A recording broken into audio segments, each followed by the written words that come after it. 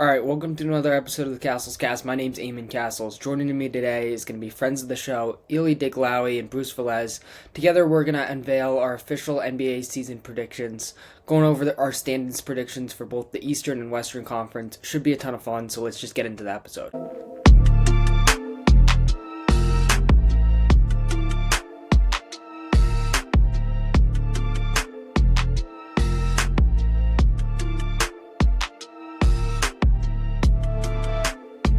All right, joining the show now is Bruce Velez and Elie Deglaoui to discuss our official 2025-2026 NBA standings predictions. How you doing today, boys? Good, man. Thanks for having us on again.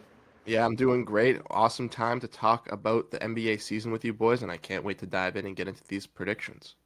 Yes, sir. It should be a ton of fun. So we're just going to start off with the East, and we're going to go 15 through 1, then go to the West, and then finally conclude with the community rankings that you guys submitted on social media. So should be a ton of fun. Let's start off with number 15 in the East. Who do you guys got here? Got the Brooklyn Nets coming in at 15th here. Ultimately, I just don't see a bright path for them. Their point guard room, obviously, they selected three guards in the draft. I feel like they're going to invest in them. It's going to be a little bit tough for them to kind of develop. Do have some scorers in Michael Porter Jr. and Cam Thomas, but I don't think it's going to be able to do enough, especially in Eastern Conference that at least has some pieces built forwards for their core already. Yeah, so I actually also had Brooklyn. I kind of went back and forth with Brooklyn and my number 14 team, but I just kind of felt like nothing they did really moved the needle. I like bringing Cam Thomas back. I do like Michael Porter Jr. a lot, but I just don't see his game really translating to wins specifically for Brooklyn. I mean, I think there's some stuff to like about their team. They're very young. I actually am a big fan of their coach and Jordy Fernandez, but I think they're going to be the worst team in the East. Yeah, I think this was a pretty easy choice for me. I also had the Nets. I think when I look around the league, this is probably the worst combination of roster and fit. I think potentially a team in the West could end up with a worse record, but on paper, I think this is the worst roster in the league. And yeah, I'm kind of interested to see how it plays out just because they have so many guys that demand the ball, especially drafting for ball dominant guys and then get resigning Cam Thomas, getting Michael Porter Jr. who wants to sort of prove himself and show a little bit more on the ball. I'm kind of fascinated to see how it works out. I probably won't be watching them a ton past the early part of the season because I'm not expecting them to be very good, obviously. But yeah, I'm excited to see some of the rookies. Shout out my guy Drake Powell, UNC. I think he was their best pick just because he has the off ball capabilities. But yeah, I mean, other than the youth, I don't think there's a ton to be really excited about this Nets team. And yeah, pretty easily came in at 15 for me. So yeah, who do you guys got at number 14?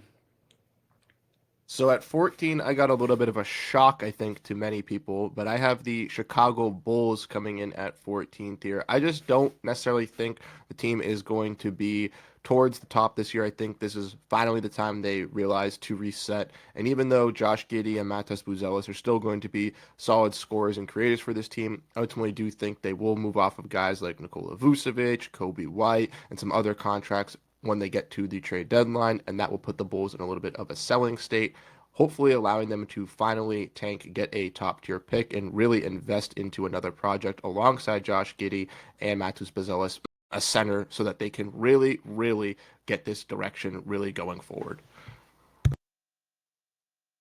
Yeah, I mean, I do see exactly what you're saying about the Bulls. I've got them ranked a little bit higher, though. I'm going to go with the Washington Wizards at 14. I do like their young core. I actually am a fan of their long term outlook. I'm a big fan of Alex Sarr. I'm a big fan of Bilal Coulibaly, who I don't believe is going to be ready for the start of the regular season, but will be within the first week or two. But like, I don't think trading for CJ McCollum's really going to move the needle for them in either way. I like him a lot. I just don't really see him leading again, like what I said about Michael Porter Jr. in Brooklyn. I don't really see him leading Washington to many victories. They've been among the worst teams in the league the past few years, and I just don't think that's going to change this year. Yeah, I also had the Wizards here. I think this was kind of tricky for me because when I first put together my standings, I was like, wow, I really like this Wizards offseason. I kind of want to move them up. But at the same time, they're just so young and they're still so far back in their rebuilding process that I don't see them getting all that much better. I do think they're going to improve from winning, I believe, less than 20 games last season. So I think they could take a little bit of a step up. I really like their offseason. I love the Trey Johnson pickup. I thought the CJ McCollum trade was solid. I don't think it's a needle mover, but from like a veteran presence standpoint and opening up some cap space for next season, I did like it. I like taking a flyer on Cam Whitmore. So there was a lot that I really did enjoy with this Wizards offseason, but at the same time, it's hard for me to imagine them taking a massive step up, even in a weakened Eastern Conference. I think they're just so young and they're still really committed to that rebuild. So I do have them at 14 here. So who do you guys got right above the Wizards or the Bulls in your case, Bruce, at number 13? So yeah, this is where the Wizards fall for me. Not that far from grace from you guys. I just think that their young core is just a little bit more exciting. You mentioned obviously the addition of Cam Whitmore. I'm very excited to see what he's able to do within this. He's a DC native, went and played at Villanova, which is obviously really close to the area, going from Pennsylvania, and I think is going to be more comfortable on the East Coast here, playing in a room where he's, I mean, still a little bit log jammed with the guys they do have, but I think has a little bit more potential to grow with them going into the younger movement. You mentioned the draft selection of Trey Johnson. I think he's kind of that younger version of Jordan Poole that they've had recently these last couple of years that they were trying to invest in to find into that star. Ultimately, it didn't pan out, and getting a guy in CJ McCollum, I think, is going to be very helpful for Bob Carrington, excuse me, to still learn some point guarding duties from a great veteran. And if he does have some troubles with his scoring or, ability to stay on the floor, at least they do have that veteran leadership. That's why I have them a little bit ahead of the Bulls, because I still think they'll keep their veterans compared to the Bulls selling, but ultimately they are towards the bottom. So for this spot, I mean, it's kind of weird because I feel like I'm actually a little bit higher on this team than where I have them placed, but this is where I put the Charlotte Hornets. I don't know. I like Charlotte's roster, I think, in theory. I mean, I think a lot of it comes down to the health of LaMelo Ball. I think we all know what he's capable of when he's healthy. It's just, unfortunately for the team, he hasn't really been healthy for a full season yet. They obviously should be getting Brandon Miller back, which I'm excited to see. They also have a pretty fun team. They have a solid mix of really young guys, but also some veterans. I'm excited to see what a guy like Colin Sexton can do with the team. But same kind of deal. I just kind of feel like they've been among the worst teams in the past few years, and I just don't really see that changing this year. Yeah, I think both of those picks make a lot of sense. I mean, those two teams are really committed towards a rebuild. I ended up going with the Bulls here at 13. I think this is finally the year that they realize that being in the play-in every year is pointless. And I can't remember the exact number, but I heard this stat where it's basically like, I don't know if it was like between like 30 and 40 wins or whatever the Bulls have been the last 3 seasons. No team has done that for 4 straight seasons. So I think the Bulls really have to pick a direction, and I think they're really leaning towards that rebuild, and I think that's what we're going to see this year. As constructed, I'd probably have them slightly higher, maybe like 12, 11, something like that. But I'm expecting some trades and some moves. Maybe Vucevic even gets bought out. I've heard that as a rumor because he doesn't have a ton of trade value as an expiring contract. I do expect them to trade Kobe White, unless they plan to pay him big money. I think that just kind of makes sense. And even looking at last season, they sort of committed to that rebuild by trading Zach LaVine at the deadline. So I think they're really ready to officially kickstart this rebuild. And when you look at this roster outside of Vucevic, this is truly one of the youngest rosters in the league. So I think that sort of hints at that direction. You look at taking a guy like Noah Senge, who's one of the younger and more raw prospects. I think that just totally tells me that they're leaning more so towards this rebuild, especially in a loaded 2026 draft class. So yeah, I see the Bulls taking a bit of a step back after being a perennial play-in team. I do see them sort of bottoming out and taking over as that number 13 seed in the East. So who did you guys have as your number 12 team? So this is probably the most complex team for me in the Eastern Conference, as I really don't know where they fall. I think talent-wise, they could be a lot better, but the fit just really complexes me, and that is the Toronto Raptors. I have them coming in at 12. I just don't like their wing grouping that they've kind of built through these last couple of years. Recently, they traded away OG Anunoby, traded away Pascal Siakam to get away from this. Seemingly didn't really tank to full fruition, and then now we're kind of back into this mode with RJ Barrett, Brandon Ingram within this lineup, Scotty Barnes. I just don't really see how they're all going to coexist out there on the court together, specifically with the lack of shooting. Obviously, they have some good off-ball creators and some catch-and-shoot scorers and guys in Grady Dick and Emmanuel Quickly, but if we do see them run with these wing lineups, one of those guys is going to be out with the center in Jakob Poeltl, and that leaves a lot of question marks for me with this Raptors team. I do like the pick of Colin Murray's Boyles. I think he's going to be a solid piece for them as a smaller front court addition, but ultimately the Raptors are just too much of a jumbled mess for me to see them even being in the play-in. Yeah, I mean, at number 12, I mean, this is just where I had Chicago. Honestly, I never really factored in the idea that they might actually finally trade Nikola Vucevic by the trade deadline. He obviously still has a lot left in the tank. He's not in his prime anymore, and we know that his NBA days are definitely coming to an end. But I don't think that means he's not any less impactful when he is on the court. This Bulls team has kind of been in a weird position over the last few years. Are they a play-in team? Are they actually a good team? Are they not actually a good team? They've kind of been in every tier over the last few years. I do have them missing the play-in, but I think there is still a lot to like about that team. I'm excited to see what post-contract Josh Giddey looks like. I think he actually did really well during his first season in Chicago. I mean, I don't see them making any type of run, but I also just don't think they're the worst team in the East or even the second or third worst. Yeah, no, I think both of those picks make a lot of sense. I mean, I said it, the Bulls are my 13, so right there, same kind of range. And then the Raptors, it's just get to them in a bit, but it's such a weird fit. Ultimately, I had the Charlotte Hornets as my number 12 team. I really like their offseason. It's kind of similar to the Wizards. I was like, I kind of want to have them higher, but I'm just not totally sold on the idea that they're going to try to make that play and push, even though they haven't had much success in a while. I could see them just trying to get another top draft pick. But I feel like this is a massive upgrade from last year's roster. You look at Brendan and Colin Sexton. I think that's going to be massive just to have another competent point guard when LaMelo Ball gets injured. Trey Mann was injured for most of last season, but he's another guy who can handle playmaking responsibilities if LaMelo goes down. And I do have to wonder, is there a possibility where the Hornets end up trading LaMelo? I'm not totally sold that he's like their franchise guy, and I could see them potentially moving on from him, especially with these moves. But regardless, I think this team's just in a much better position. I really, really like their draft. Con Knipple, I think is going to be really impactful from day one, and I thought that was a super nice pick. Fully healthy Brandon Miller, I think should help this team improve a little bit, because last season I feel like that was really their floor. I feel like they're just naturally going to build off of that with their stars being healthy and with the additions they made. Outside of that, Lee McNeely, another solid pick.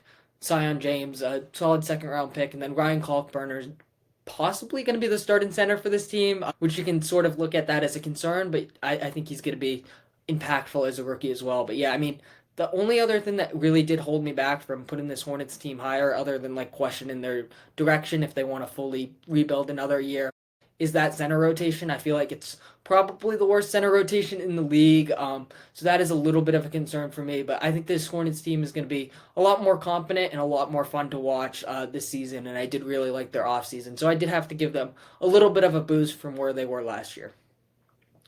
But yeah, we can move on to your guys' number 12 seed. Who'd you have there?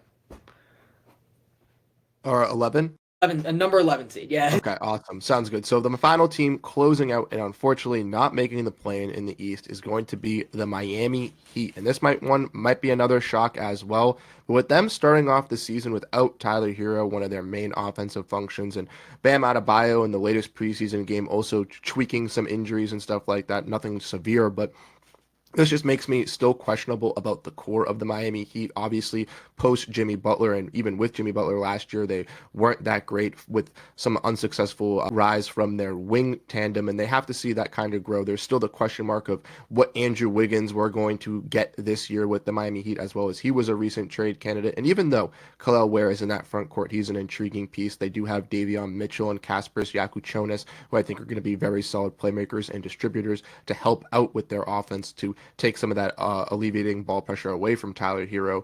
I do think that the Heat are just a step behind some of these teams in the East and just aren't going to have enough firepower offensively to take them down. So I have them coming in at 11th and maybe having to reconsider what direction they want to go in for the future.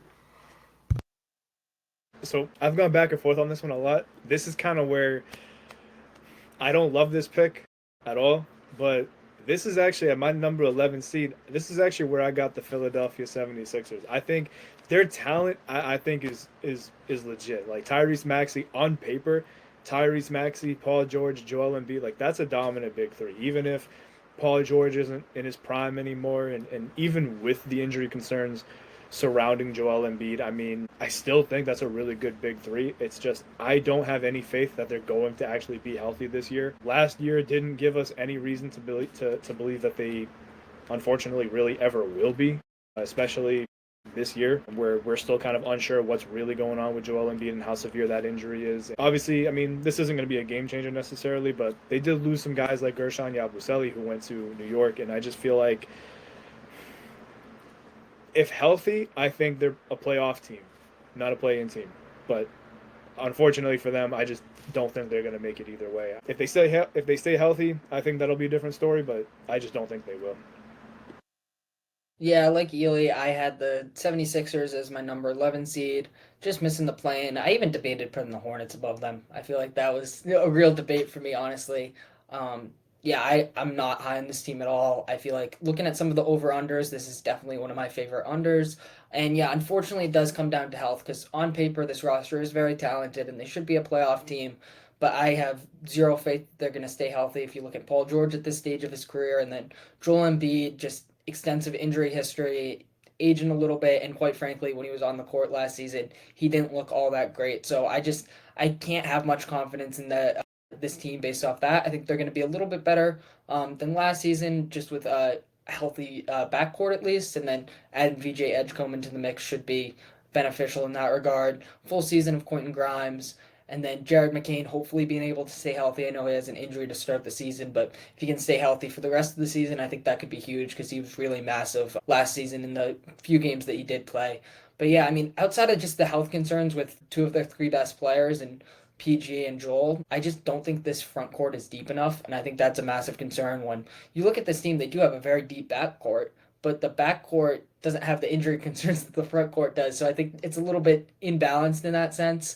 And yeah, I do like that point about Yabusele because I think that's one of the more under the radar losses. I think he was so vital to this team last year, and losing a guy like that with the injury concerns in the front court, I think is going to be a bigger loss than many people are anticipating. But yeah, we can move ahead to the play-in teams now. So who did you guys have as your first play-in team as that 10 seed? So coming in at 10, this is where I had the 76ers, and like Elie was saying, this is where I had them kind of tossed and turny with the Miami Heat, but ultimately I went with the 76ers. Just even with those injury concerns, I feel a lot confident with their depth that they have down the line if those injuries do come into play. You mentioned obviously they lose Gershon Yabusele, who was a vital part for their team last season, but they do have some nice young pieces. They have Adam Bona, who's had some pretty solid summer league this year, kind of playing that backup big. They also brought in Jabari Walker from the Blazers, Trendon Watford from the Nets, and they brought in Dominic Barlow from the Atlanta Hawks, who I think could all be some quality depth pieces for this team when those injuries kind of do come to play. If guys like Jared McCain go down, they don't have to rely on guys like Lonnie Walker, O'Shea Brissett, or even guys like Jared Butler to kind of fill in their stat sheet. They have those young talents to really kind of thrive and work through in the rotation. I think maybe could stand out a little bit more than those guys just fighting for those roster spots. So that's where I have the 76ers just rightly above the Heat, just because I think they mesh well a little bit younger if those injuries do come to play, where the Heat, I have some questions on their offense. Yeah, for my number 10 seed, this is actually where I have Miami. I do think they're going to be a play-in team. Losing Jimmy Butler is going to be rough for them. We saw kind of what they looked like without him last year. Or actually, no, we saw a good amount of what they looked like without him last year. And it wasn't really, I don't think it really gave fans any real reason to be excited about their outlook for this season. I think eventually they can figure it out. Wouldn't surprise me if maybe it's one of those slow starts to the year and then eventually they kind of pick it up once they have their identity. But the reason that I actually am kind of higher on Miami than I feel like a lot of other people are, number one, I am excited to see what Tyler Hero can do in this role for a full season. And number two, I feel like we can't ignore the fact that they have arguably the best head coach in the NBA in Eric Spoelstra, who has been counted out multiple times and has regularly exceeded those expectations. So at the very least, I think they're going to be a play-in team. I don't think they're going to make any noise beyond that. But for me, I think they're going to be the 10 seed.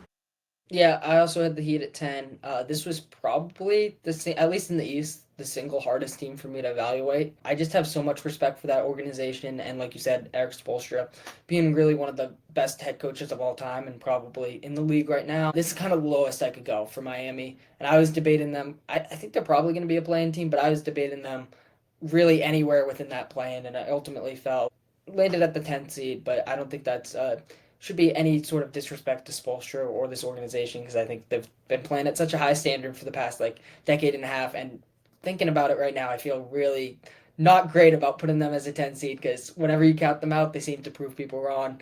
But at the same time, I don't really like this roster. And you look at how they performed without Jimmy Butler after trading him at the deadline, and Butler didn't even play a ton, so I guess it's not that meaningful. But after the deadline, they were 14 and 22. They looked really bad. They end up sneaking into the play-in, or the playoffs through the play-in, and they had a losing record. And then they got absolutely slaughtered by the Cleveland Cavaliers in the first round. And I don't think a ton's going to change. Norman Powell pickup, I think, is nice. I think it was a nice low risk move for them. They didn't really give up anything there.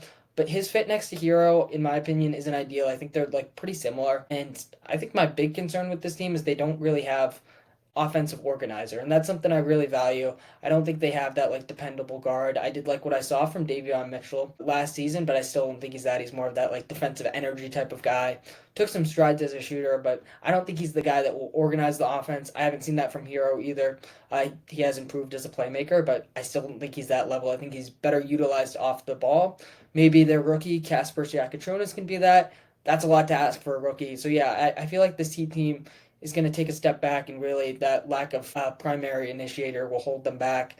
And then, yeah, again, I mentioned I don't like the fit between Powell and Hero. Defensively, I think that's a concern. Similar players on the ball. But then throwing that in with Andrew Wiggins, who's also, he can play off the ball a little bit, but he likes to create for himself as well, and not having a guy who can really play make for others is a concern. Maybe they'll tend to use Bam as an offensive hub, but he kind of regressed last season, so I do have a lot of questions with this Heat team. They have some fun young players that I do like. I mentioned Yakachonis. Kalel Ware is another guy I'm going to be watching for this season. I think he could take a step up. So maybe the Heat end up proving us wrong. But yeah, for now, I have them as my 10 seed. Like I said, this was a tricky team for me to evaluate. Throughout most of the offseason, I feel like I did have them in that playoffs. But with the Hero injury and then just thinking about a little bit more of that playmaking concern, I ended up dropping them a little bit to 10. But yeah, who did you guys have just missing the playoffs as that number 9 seed?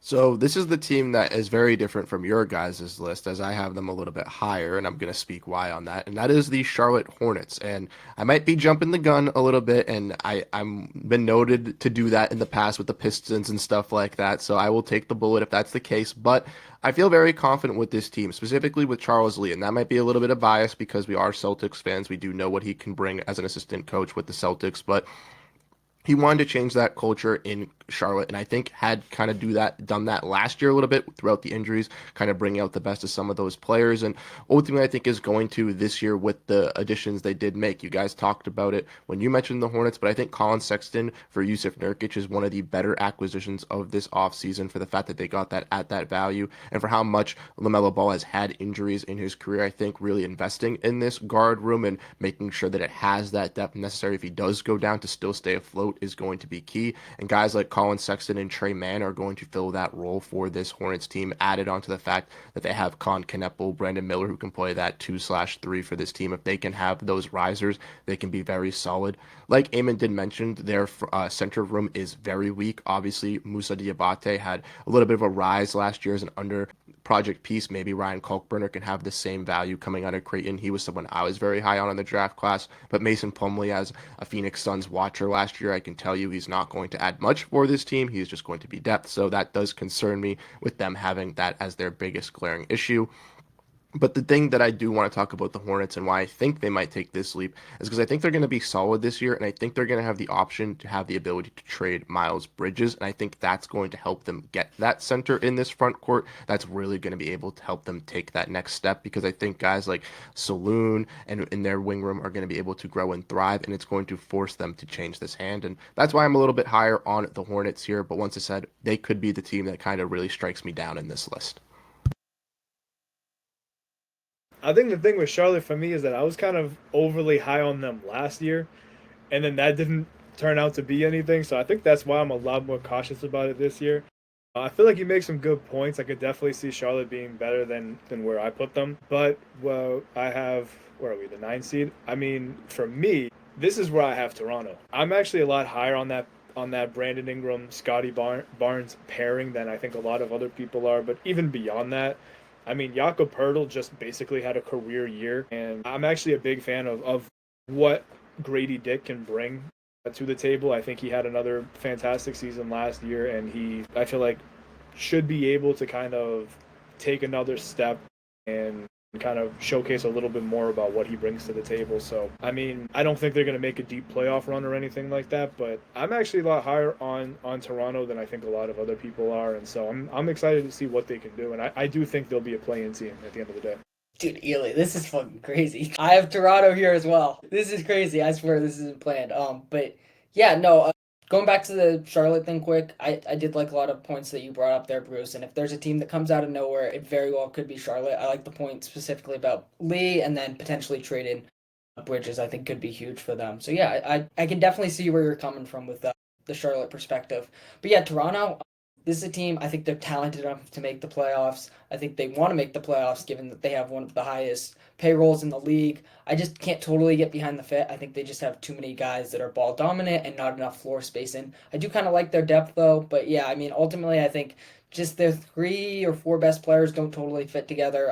Ingram and Scotty, I think that's fine. I just think the RJ Barrett piece of this team is going to be a little bit too clunky of a fit. And then as well, Emmanuel quickly, I feel like they could use a different kind of guard. I feel like he's best utilized as that sort of 6 man type of guy. But I mean, you never know. I think this is a team that could surprise a lot of people. I know a couple of our people in our community had them in the playoffs, and I can understand that. I've heard a couple people saying this is going to be a playoff team, bypassing the play-in. So I can definitely understand some of the hype, and I think talent-wise, versatility-wise, defense-wise, I think they have check a lot of boxes.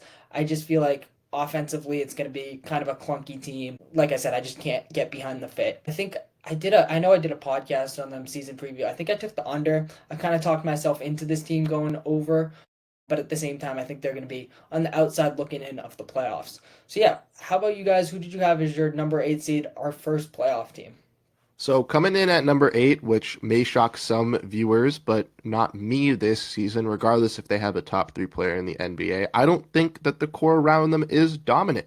And that is going to be the Milwaukee Bucks. I have them coming in at the 8th seed here. Now there could be some biases coming into play with some teams that are ranked a little bit higher, I won't lie. But with the Milwaukee Bucks, I will say that their core just doesn't move me. Obviously, Miles Turner, a great addition, someone that's going to fit and complement Giannis very well. But if your 2 best players are in your front court and every other position is a little bit weaker, or someone trying to prove themselves to get a spot here, I do feel a little bit worried about that. The Kyle Kuzma fit I was high on when they acquired him. That seemingly didn't work, and I think is going to come into play because I think some guys in their wing rotation in Torian Prince and Amir Coffey will be better fits within their starting lineup. So that leaves me a little bit of worries. But one positive thing that I will say about the Bucks is the one player that I'm very intrigued in on this team, and that is Cole Anthony. He obviously just got traded to the Grizzlies, and then he was waived by the Grizzlies, signed with the Bucks on a prove-it year. And his contract kind of reminds me of a guy in maybe not a similar play style, but similar position that signed with the Bucks a couple years ago, and that is Malik Beasley, who obviously tried to prove it to the NBA, taking that veteran contract, staying with them, and then also taking another veteran contract with the Pistons last year. Now, obviously, he has his scandal that's kind of fallen him out of the league, but last year he had that great shooting performance where he almost gained a $14 million contract from the Pistons that was rumored in the offseason. And I think a guy in Cole Anthony, even though he's not as catch and shoot, he's a little bit more creative on the ball, has a little bit better of a touch. I do think that he can kind of fall into that, off-ball score for Giannis, similar to guys like Gary Trent, who's on this roster still, and Beasley have in the past. And I think that maybe he could work himself to another contract because he still is a young product, still a former lottery pick, and still has that upside potential on the offensive side of the ball. So even though I do have the Bucks pretty low, there are some bright spots on this team that I think will rise, but ultimately I don't think it will all come together. So I mean, I'll get into Milwaukee more when they're up on my standings, but I actually don't hate having them this low. I think Milwaukee is, besides Philly, probably the hardest team to really judge in the East because we know I guess in theory, what their ceiling is. Know that Giannis is obviously still arguably the best player in the NBA, definitely top three or top five. I actually am a big fan of that Miles Turner acquisition. I think he's going to fit that role very well, and I feel like the two of them are going to complement each other very, very, very well. But I agree. I feel like the team, like beyond those two, is a little questionable. I think my biggest concern about Milwaukee is they don't really have a real point guard. Like Kevin Porter Jr. is going to be their point guard, and like Giannis, I think will still be Giannis, and he'll kind of take a lot of those ball handling opportunities or responsibilities. But I don't know. Like they're a very tough team. I could honestly see them being as high as like the 2 seed or being a play-in team. So I'll get into them a little bit more when it's I guess my turn to do so. But for me, the number 8 seed, I almost hate to say it, is Boston. I do have the Celtics at number 8. I think a lot of this though does depend on what happens with Jason Tatum. I feel like if I mean I've seen some people think that he could come back in November. I've seen some people think he's coming back in January. I've seen some people say he might be coming back around the trade deadline. And then I also have seen a lot of people say they just don't think he's coming back this year. So I'm going to assume that Jason Tatum's done for the year because even if he does come back, who knows how long it's going to take for him to really be Jason Tatum again. So I feel like without Jason Tatum, I mean, this Celtics team obviously took a big step back. No Kristaps Porzingis, no Drew Holiday, no Al Horford, no Luke Cornett. There's a lot of roster turnover. And as much as I love Jaylen Brown and Derek White, I don't know how far the Celtics can go with them being their two best players. But I think what Brad Stevens did, I really like, where he kind of brought in a lot of players who specialize really at one or two things as opposed to just grabbing the biggest names available or grabbing the most expensive players available. And so I think there's a lot of potential with this team, but I just think their ceiling is very low. So for that reason, I got to put them in number 8. Finally broke the streak. I got Indiana as my number 8 team, but yeah, Celtics not too far off on that one. We'll get to that in a second. But yeah, I mean the Milwaukee point, I think that makes sense. I have them a little bit higher, but I mean the surrounding talent, especially in the backcourt around Giannis, isn't totally there. I think Miles Turner is a nice fit, nice upgrade from Brook Lopez. Yeah, but other than Giannis, it's hard to kind of talk yourself into the Bucks. I had Indiana at 8. I think they're still going to be really, really solid team. I think just the respect I have for their depth, and then Rick Carlisle, who, along with Eric Spoelstra, I think is like those are the two best coaches in the league. And just given what they did last year, I have to give them that respect. Obviously, losing Tyrese Halliburton is going to be really difficult void to fill. I'm high on Andrew Nemhart and think he's going to have a massive season, but sort of playing with that same style of play, I think is going to be a little bit challenging for this Indiana team.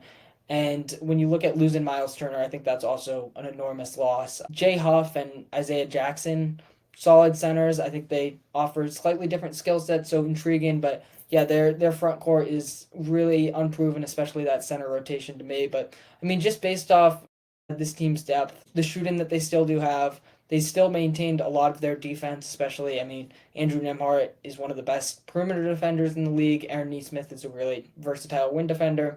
So I think they're going to still be a pretty solid team, but I have a hard time imagining that they're going to be above that play-in without Halliburton and Turner. So yeah, who did you guys have as your number 7? So coming in at number 7, and this is where we talked about the three teams that I kind of have all kind of around there. I have the Pacers coming in at 7th here just because of the fact of the additional injuries that have come into play. I would have had them above the Boston Celtics, but now losing TJ McConnell just recently, adding on to the fact of losing Tyrese Halliburton, I think is going to be very detrimental for their guard room. Obviously, you mentioned Andrew Nemhart. I think he's going to take that rise, but behind him, I know they have second round pick Cam Jones from Marquette, who was pretty solid, but then after that, I believe it is just the 3 two-ways that are all trying to compete and campaign on that Exhibit 9 contract, trying to kind of get some some action within that guard room. Now, that makes me a little bit worried, but I am excited to see where they do thrive in other areas. Benedict Mathurin, I know, has had some complications working with Tyrese Haliburton in the starting lineup, and I think he's going to take that rise as that dominant wing for this team. I'm excited to see what we get to see out of Jarris Walker this season with them losing Miles Turner. I think he's going to get more priority in that front court, running some small ball five, as he obviously played the power forward and center over in Houston, so I think he'll be able to acclimate to that pretty well, switching into some of these lineups for the Pacers. And then I feel like one of the most underrated players across the NBA is Pascal Siakam. And I feel like even after him winning that Eastern Conference Finals MVP last season, where he was dominant in that series versus the New York Knicks, a lot of people are still unrecognized of how dominant he can be in both of those positions. And I think he is going to be very valuable. And another key point that I didn't mention with the Bucks that I'm going to put here is just I'm more confident in Rick Carlisle than I am in Doc Rivers, so that's why I have the Pacers a little bit higher than the Bucks, even if their talent is a little dominant. And I think it's kind of cool to see that the Bucks, Pacers, and the Celtics, which you mentioned, Elie, all kind of beat each other in their own ways, where they have their weaknesses. Where the Bucks are very strong in their front court, the Celtics obviously leak a little bit there. The Pacers can kind of beat the Celtics with the pace, so it's going to be fun to see those matchups. Obviously, with them having some playoff implications in the past, but also with them competing for these spots in the East as well. Yeah, I mean, my number seven, see, I also got Indiana. Bruce, you pretty much touched up on it a little bit. I mean, I feel like for Indiana, a lot of people are counting them out, which I understand. I mean, not having Tyrese Haliburton and not having Miles Turner, and like you mentioned, with TJ McConnell being out for about a month or so, the Pacers are going to have a lot to overcome. And I don't think they're going to be a championship caliber team this season. But if there's one coach that can make all of this still work, I feel like it's Rick Carlisle. Rick Carlisle is, in my opinion, pretty easily the best offensive-minded head coach in the NBA. Is he the best head coach, period? Who knows? But he's definitely up there. If there's one team that can exceed expectations, it's the Pacers, and a lot of that is because of Rick Carlisle always being able to get the best out of his players. And this is the ultimate Rick Carlisle season. Like, he has a ton of guys coming in or who were maybe already on the team that are looking to make an impact and step it up and take that next, make that next leap. And this could either be a disaster or it could work out very well. I do think their ceiling is pretty low, even if everything goes right. I mean, their depth, I think, is still a concern at this point. Their point guard situation behind Andrew Nembhard is still a concern. And their center situation, even though I think there's a lot to like there, I like Jay Huff, I like Isaiah Jackson, and I even kind of like James Wiseman and Tony Bradley in Indy, but none of them are Miles Turner, who wasn't a perfect player, but he was a great fit in that system. So they have a lot of questions that they need to answer. But they have one of the best head coaches in the league, and even with everything they're still dealing with, they still have a ton of talent, and they still have that chemistry that a lot of these other teams don't have. So I've got them as the 7th seed. I could maybe see them being a little bit higher, and I could definitely see them being a little bit lower. But for now, I think this is a good spot for them. Yeah, for sure. I think really Indiana and Boston are in almost identical situations. Just this quote unquote gap year, and I don't think either organization or coach is going to lean in towards tanking. So I think it makes a lot of sense to sort of have them in that playing range. And this is where I have the Boston Celtics. I mean, it's a tricky evaluation, and I could definitely see them being a little bit lower. And I mean, yeah, so much does hinge on when is Jason Tatum going to return. I personally think, I mean, my mindset throughout the offseason was he's not going to play at all. But seeing some of these recent videos and seeing how quickly he got the surgery for the Achilles tear and advancements in medicine and stuff like that, I do think he could be back fairly quickly. And just the fact that he doesn't want to miss games and he's just an absolute basketball psycho in the best possible way, I think he's going to return to the court at some point based off some of his quotes. Probably does depend on how the team's doing, though. I mean, if they're looking like they might not make the playoffs at all outside of the play-in, then I could see them being like, "Hey, Jason, let's not risk it." And I think there's a lot of value in that in the sense that he could re-injure himself, and it could be even worse if he rushes back too early. But I kind of imagine him being back around maybe February, March at this point. Maybe that's a little too optimistic. I don't know. At the same time, I do think this team is I mean, the center rotation. There's no doubt that that's a massive concern, and there's no way around it. But I do think in some ways they're sort of built to sustain playing without Tatum. Obviously, the on-off numbers are kind of rough, but this system has really ran through not just Jason Tatum, but it's ran through Jason Tatum and Jaylen Brown as those do-it-all wins who create for themselves and others. Jaylen Brown's taken a ton of strides as a playmaker. I expect him to be an even better playmaker this upcoming season, and I'm pretty high on them from that perspective. I think they have pretty clearly two top 50 players in the league in Brown and then Derek White. And I think they're really sustained to maintain that style of play, that 3 point centric offense. I think their offense is still going to be very good. I definitely like the Simons pickup as well, just in terms of his fit for the with the offense. Who knows? Maybe he gets traded. I don't really anticipate that personally, but there's been a lot of rumors about that. And that's kind of understandable looking at his fit with Pritchard and just this team's need for a big man. But at the same time, you look at Derek White, Peyton Pritchard, Simons, those three guys, and then Sam Hauser, who's really one of the best shooters as well. They're going to be able to maintain that 3 point centric offense, and teams are going to have a difficult time keeping up with that. On the defensive end of the ball, there's definitely a lot of concerns. Far from the top five defense it's been throughout the last several seasons. In fact, I think it's going to be a bottom 10 or maybe even bottom five defense.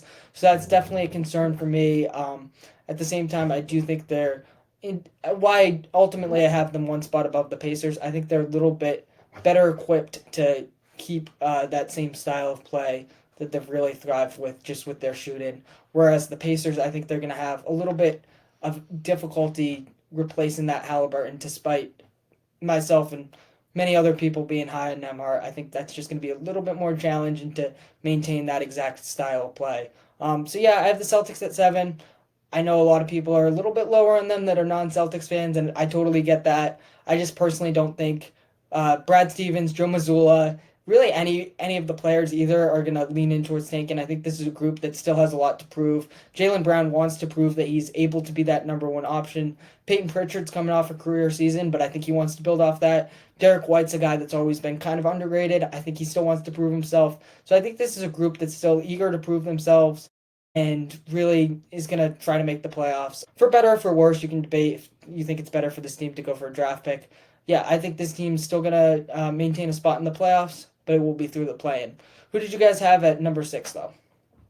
So this is where the bias train ends for the Boston Celtics as they fall in here, and I have them just slightly above the Pacers and the Bucks for reasons you just mentioned, Eamon. I feel like with Jaylen Brown really trying to prove that he can be this number one option, he's going to really thrive within this rotation. I feel like the complementary style of him and Derek White, even though Miles Turner and obviously Giannis have that great complementary style, I think the chemistry of them playing for these last couple seasons and actually knowing how to run within Joe Mazzulla's offense, I think is going to be a vital part for this team. You mentioned Joe not wanting to tank either, and I think that's going to be a key point for the Celtics team. We've already seen through the preseason that the man has been taking people out randomly if they can't get an offensive rebound. So I really do think he's going to buy into that this season, making sure all these guys are playing at their best.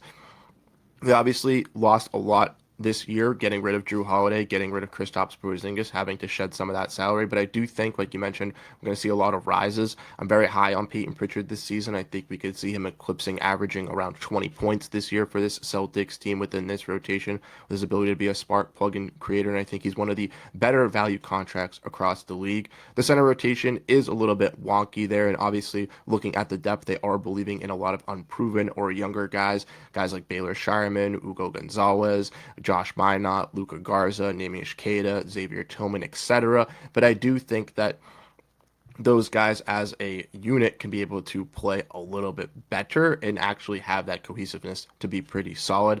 Chris Boucher, I think, is one of the better undervalued signings as well on a better minimum contract. I think he's well worth that. And I think with the Celtics being interested in him in the last couple of seasons on the trade market, they've kind of evaluated how they could utilize Chris Boucher, and I think he's going to be a vital part and piece. And then ultimately, you have the Tatum injury that comes into play. Like you said, Eamon, depending on how they are in the season, I can see that depending on if Tatum does come back, but the reason why I have them 6 is because I do think Tatum will come back. I think we will see him by the time of March, by his birthday. He will be ramping up for that last month of the season, getting ready for the playoffs, and hoping that the Celtics can take that next leap. So I have them coming in at 6th.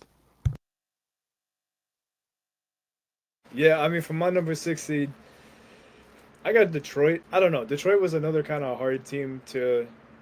I guess every team in the East is kind of hard to judge, to be honest. Who knows? We could come back in April and realize how wrong we were with absolutely everything. Because this conference is probably the hardest it's ever been to predict. I got Detroit at 6. Again, like pretty much every team I've said before, I could see them being higher. I could also see them being lower. I was a big fan of what they did last offseason, and it worked out for them. Made it to the playoffs. I don't see any reason to believe that they won't be able to have a similar season. I think obviously while we're still kind of waiting to hear, I guess, exactly what's next in store from Malik Beasley, I mean, that's not a nothing loss for the team. Like, I mean, Malik Beasley, I could be wrong, but I believe he led the league in 3-point percentage last season, or at least he was up there. That's going to be a big loss for the team, assuming he doesn't end up back there. So, but besides that, I still think they've got a great team. It seems like Cade Cunningham is finding his groove, and I think they got a good thing going. So for me, I think they're going to be the 6 seed. Yeah, I had Milwaukee as the 6 seed. I mean, I think the Pistons will get to them in a second. But yeah, tricky evaluation, weird offseason. Come back to them in a bit. But yeah, I had Milwaukee as the 6 seed. I think this is mainly just due to the respect I have for Giannis. I think that's what it sort of boils down to. I couldn't really put them any lower, but I couldn't put them any higher because I think the 5 teams that I have above them just have much more of a complete roster. But yeah, I think Giannis alone is going to be enough to propel this Bucks team past the plane. I think he's going to have an absolutely incredible season. I think we're going to see him handle the ball a little bit more playmaking responsibilities, especially with this weird backcourt that they have. So yeah, I'm just super high on the Giannis aspect of this team. I think we're going to see him. I don't remember the exact numbers that Harden put up, but I think we're going to see him average the most points per game of anyone since that crazy James Harden season, like 6 or 7 years ago. So I think that alone gives me enough confidence. Best player in the conference by a significant distance. I think that's going to be enough for them not to be a playing team.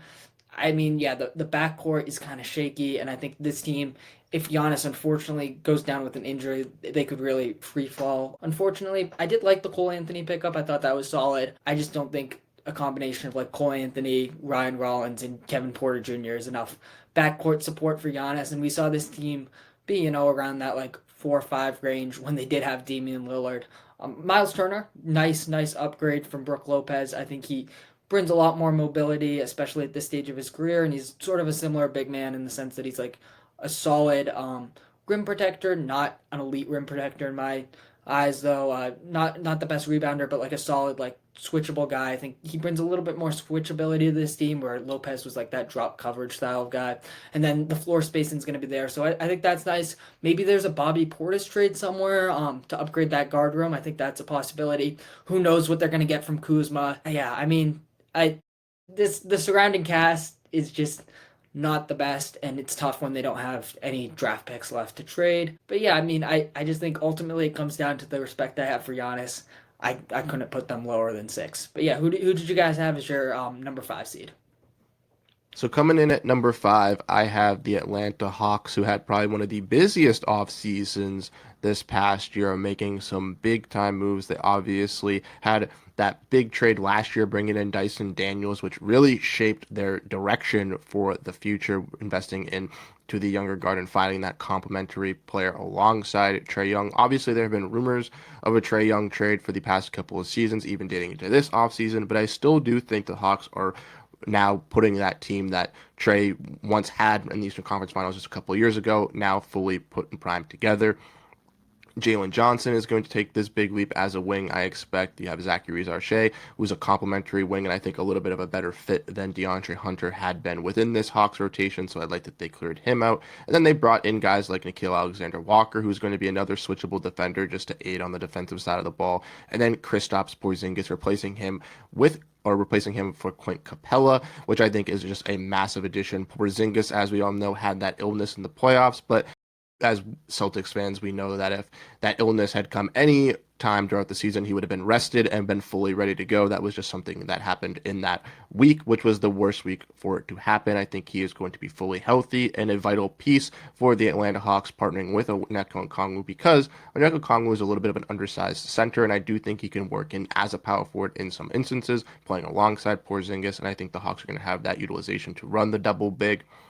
The other teams in the East, I just think, are a little bit too powerful for me, but I do think the Hawks are going to be a fun, exciting, very change of culture for their Eastern Conference record that we've seen in the past, and I think for their fans, it's going to be a very uplifting season.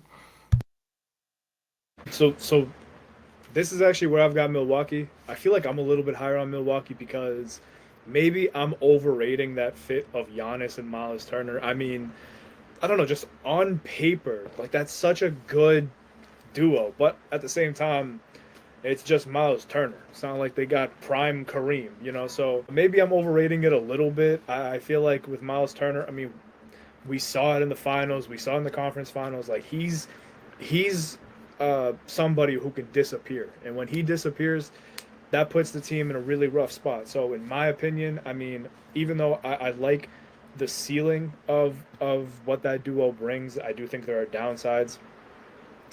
I feel like I feel like you guys kind of like talked me into maybe having them a little bit lower, but I think it's just one of those things where, you know, I know exactly what Giannis is capable of. We all know what Giannis is capable of. And again, in a wide open Eastern Conference, I feel like he's gonna really, I mean, he's gonna be Giannis, and if he can stay healthy, that's obviously gonna be dangerous for every other team in the East and every other team in the league. So this is where I have them. I could see them being a little bit lower because I am concerned about their backcourt situation. I don't know how that's gonna be for the full season, but I think the ceiling is pretty high for a team like Milwaukee, and I think I'm just kind of banking on everything going right for them. So I think that's probably why I have them here, but I feel like I could be talked into having them a little bit lower than I do. Yeah, no, I think both those picks make a lot of sense. I mean, the Hawks, we'll get to them in a bit. I'm super excited for this Hawks team. I think they're going to be a lot of fun. And then the Bucks is a team that I really did debate with the Detroit Pistons, and ultimately I ended up going with the Pistons at 5. But that was a real debate for me. I feel like if I was going to change the Bucks position, it wouldn't be towards the 7, it would be closer towards the 5. So yeah, I mean, the Pistons had a really weird offseason, I would say. You look at presumably losing Malik Beasley. I mean, he's still unsigned, so I guess hypothetically they could bring him back. But he was such an important part of this team last season. One of the better 3-point shooters in the league, and I mean, he was really their second best player. So it's not a small loss in any way. And then I didn't love sort of replacing him with Karis LeVert. LeVert can do a little bit more as a creator, but he's just not even close to the shooter that Beasley is. So I'm a little bit concerned there. I thought Duncan Robinson, bit of an overpay, but nice fit, especially for getting some extra floor spacing around Cade Cunningham. But yeah, I mean, I didn't totally love their offseason. I thought the Schroeder loss was kind of big, but at the same time, you have Jaden Ivey coming back from injury, so I think that can be nice to make up for that. I think where I really was able to talk myself into this Pistons team and ultimately put them above the Bucks was two things. I think internal growth is going to be huge for this team, considering that they're a really young core. I think Ivy's going to have a big season. Before he went down with injury, he was having a really nice season. So I think having a full season of Ivy will be really beneficial. And then Asar Thompson's just a guy that I totally view as a breakout player. He's personally my pick to win Most Improved Player. I think when you look at him, he's just already an elite defender, and I think he's just bound to grow offensively, as we sort of saw with his twin brother, who started off a little bit shaky on that offensive end, but he really developed nicely, especially that second half of last season, as an on-ball creator, as a playmaker, and I think we're going to see the same thing with Asar, who just hasn't simply played in as many games as his brother due to the blood clot injury and then a couple of other injuries, I believe. So yeah, I think he's going to have a massive role with this team. I think he's going to really take that leap to be their second best player. So that's really where my confidence comes in with this team. And then even a guy like Ron Holland could take a jump up in his second season. So there's really a lot to like with these younger players for the Pistons. And I think that's going to give them an advantage despite not having the best offseason, in my opinion. And another reason why I was able to talk myself into this team is I think there's a potential trade at the deadline. I could see them being buyers. Maybe if I mean, this has been talked about a million times, so not exactly a revolutionary theory here, but if Lauri Markkanen's available, I think this would be one of the best landing spots for him. So like a player of that caliber potentially trading for him. That's where my confidence really comes in with this Pistons team, combined with the possibility of internal growth. So yeah, I ultimately had the Pistons at 5, but didn't love their offseason. And then the other thing is Cade Cunningham established himself as like a clear like top 20 player in the league last year. And I think he's only going to grow. I think he's still a tiny bit underrated. Maybe I'm just a little higher on him, but I'd probably have him as like the third or fourth best player in the conference, maybe even second, without Tatum, of course. But yeah, no, so I'm super high on those aspects of this team. But yeah, it should be interesting to see how they're able to build off of last season. But yeah, let's move on to who you guys had as your number 4 team, the first team with home court advantage in the playoffs. So that's where I have the Pistons coming into play a little bit higher than you guys had. And for a lot of the same reasons that you mentioned, Eamon, this is why I'm very confident in this Pistons team. One, the internal growth, like you mentioned, I feel like Ron Holland is one of the guys that I'm very keen on and seeing grow this season. And I think him as a lob threat forward, Cade Cunningham is just going to be so vital for his growth for this team and making Cade just have those extra passes. You talked about the floor spacing and adding a guy in Duncan Robinson, who I think is going to be a very key piece for this team to help out at that 3-point range. Obviously, doesn't make up for Malik Beasley, but I do feel confident in this team. And then the point guard room, like you mentioned, Jaden Ivey. They also have Marcus Sass, who's been, an underrated point guard throughout his career. So I feel like they're very deep at that position. And let's not forget that this team, regarding if they didn't have an injury to Isaiah Stewart, most likely would have beaten this New York Knicks team into the first round of the playoffs. And that team made the Eastern Conference Finals last year. So I'm very high for this growth with Cade Cunningham really taking that next leap as well. And then you mentioned the possibility of a trade. Lauri Markkanen, and I didn't even think about that until you said that. But once I heard you say a player that could be traded, I knew exactly that it was going to be him for the fit, because that just seems so grateful for that team. And I honestly think that that would even propel them a little bit higher in my rankings going into the East. So yeah, I'm really, really confident in this Pistons team. They also, with their head coach, had a good start to the year. So I think that they're going to be a solid team in the East.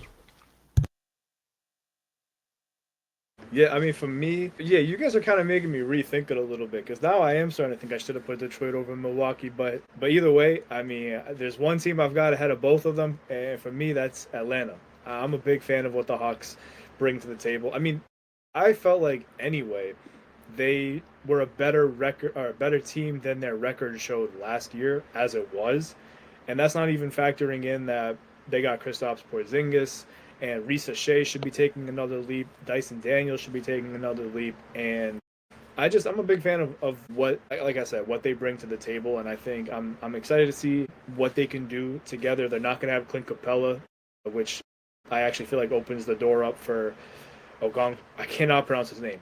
Okongwu, who I'm also a very big fan of. So I'm excited to see what they can do. And for me, I mean, I feel like this is the best they've been in a very long time. They have a solid team, some solid young guys, but also some really good veterans who can help contribute right away. I don't know if I'd put them in any type of like conference finals tier or anything like that. A lot of their success will come down to Kristaps Porzingis and whether he can stay healthy or not. But if he can, that's going to be a huge that's going to be huge for the team. So for me, I've got them as the number 4 seed.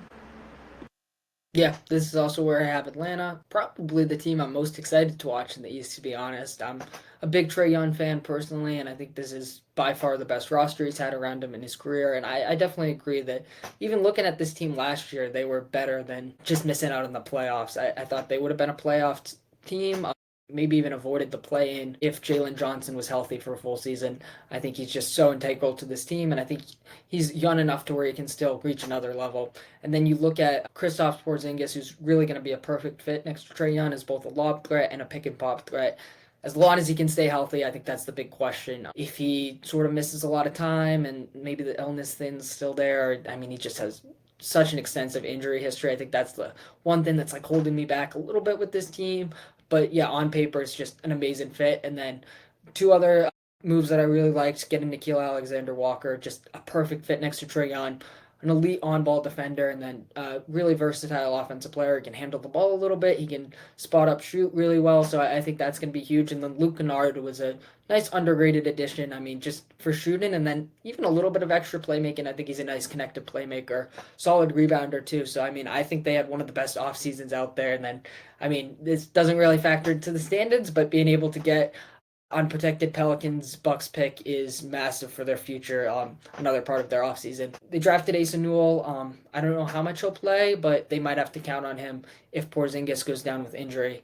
But yeah, I mean, I think this is just such a deep team, and I mean, I think the big thing for me is Jalen Johnson next to Trae Young. I think he's that true like co-star next to him, and I think he's gonna have a massive like all-star level season. So yeah, I have a lot of confidence in this Hawks team, and I feel pretty good putting them at number four, even with the Porzingis injury concerns. I just think they have enough depth and a ton of defense around Trae, a ton of shooting around Trae. It's really built to his strengths, and I think in some ways, he has the extension coming up. I think this is going to be a massive year for Trae as well to really prove himself, and I think he's going to rise to the occasion and have an All NBA level season. So yeah, super high in the Sox team, and definitely top of the list in terms of excitement level to watch this upcoming season. But yeah, who did you guys have as your number three team? So this is going to be one of my most anticipated teams for this year, and that is the Orlando Magic coming in at number three.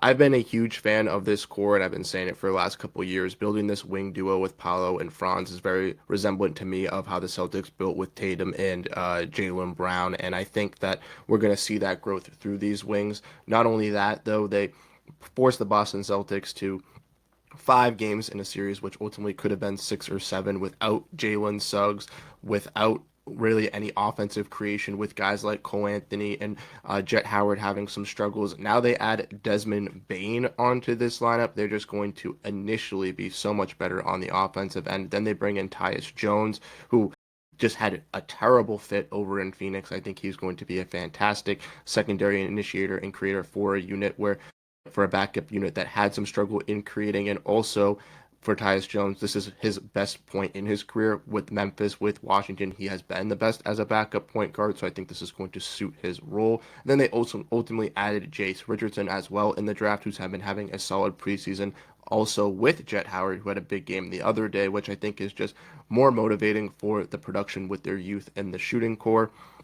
Wendell Carter had a big game, which was a little bit of a concern as their question mark, but he's looking immediately solid. Jonathan Isaac, I think, can be some solid depth rotation as a backup five or even as a solid defender at the four if he can stay healthy. And this Magic team with Jamal Mosley is one of the better defensive teams across the league, so I think they're going to be shutting down opponents. The only reason that I have them a little bit lower is because I do have a lot of Southeast teams high up on the rankings, so I do think they'll have a lot of tougher opponents compared to some of the other divisions, and that's why I have them third. But they are probably a top three team on League Pass from the East for me personally, because I think they're going to be a very, very fun squad to watch.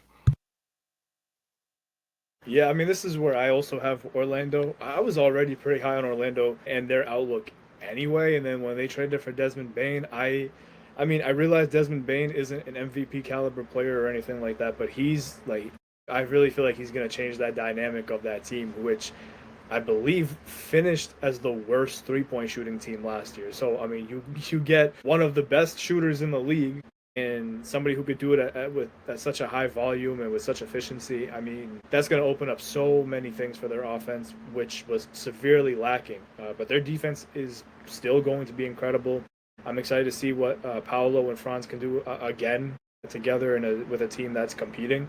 So I've got Orlando at 3, and I mean, it really wouldn't shock me if they finish even higher than that, to be honest. Yeah, for sure. I think we might run the table on these last three. I got Orlando as my number three as well. Super exciting team to watch. But yeah, I mean, I think it's a pretty simple recipe. Like you said, Elie, they had one of the worst three-point shooting teams in the league last year. I think they were the worst. And then you add Desmond Bane to that, and that's going to really change everything for this team. And then you have two really rising stars in Paolo and Franz, who are only going to get better, especially with this improved floor spacing. And yeah, you have a really elite team that has, in my opinion, the ceiling of being able to represent the Eastern Conference. I can't get there yet. I just kind of need to see it. Whereas these other two teams above them would seen it a little bit more. But yeah, I mean, this team was a 7 seed last year, and they dealt with a ton of injuries, whether it be to Paulo, to Franz, to Jalen Suggs. I think all three of those injuries were obviously massive, and then you add in them getting healthy along with really improving their floor spacing issue. And then, I mean, another move I liked was Tyus Jones, just another guy who can handle the ball, play make a little bit, shoot as well. So, I mean, I think this team had an awesome offseason. Who knows, maybe Jace Richardson will have a huge role. He's looked awesome in preseason. So, yeah, there's a lot to like with this team. And, I mean, the offense is going to really be able to finally break out of that bottom 10 range. And then, well, at the same time, they're going to be able to maintain an elite defense. So, yeah, I feel like there's no reason not to be high on this Magic team. And, yeah, super excited to see them. But, yeah, who did you guys have as your number 2 team? So I have the Knicks as my number two team. I think one of the most underappreciated acquisitions for them was one of their biggest and glaring issues, which was that backup big man behind Karl Anthony Towns, with Mitchell Robinson having those injuries and them possibly running some double big lineups. They had some problems having that tertiary big with a guy in Precious Achua, so filling that in with Gershon Yabusele I think is really going to help them not only on the offensive end, but on the defensive end. They also made some great additions out there on the buyout market. They brought in Jordan Clarkson, who, yes, has had some weird shooting numbers over the last couple of seasons, but I will fault that for Utah's ability to play him and give him opportunities to play. I think he will look a lot better on a competitive team. They also have guys like Malcolm Brogdon and Garrison Matthews, and I believe one other that I'm missing that are competing for that final roster spot on Exhibit 9s, and they have been super intriguing through the entire the preseason. And then they also have some young players as well, and Pacome Dadier and Tyler Kolek, who they might be willing to trade to bring in those veterans. So if they're willing to do that, I think that just goes to show that the Knicks are going all in with their new head coach, with this new roster, with this new system. They are realizing they need to win a championship before those picks kind of get into conversations for the Mikal Bridges trade. And I think this is the season to kind of take them that leap. Unfortunately, it is not at the number one seed because they had a head coaching change, but they are number two. Yeah, I mean, I also have the Knicks at 2. This is a team that realistically I could see being number 1. I also could see them being number 4. But this Knicks team, I said this last season, even before they eliminated the Celtics. I said that they have an incredibly talented team. Jalen Brunson, Karl Anthony Towns, Mikal Bridges, like that's a great trio. Obviously, they got Josh Hart. I mean, they have a good balance of offense and defense for the most part. I definitely think that they had a solid offseason getting Yabusele and Brogdon and Jordan Clarkson. And I kind of question the decision to fire Tom Thibodeau, not so much in the sense that I don't think it was the wrong decision. Just, I don't know, it kind of feels like the timing was a little bit weird. That's at least how I feel about it. I like Mike Brown, though. I mean, I feel like not we, but a lot of people are kind of forgetting what he did in Sacramento. For one season, the Kings had the greatest offense in NBA history by offensive rating. I think now they're like number 9, but they were the best offensive team in NBA history at one point, and a lot of that was because of Mike Brown. So I'm excited to see what they can do. I think on paper, this is a very good team. I would not be surprised whatsoever if they represent the East in the finals next season. But there's one team I got ahead of them, and I mean, we'll get into that.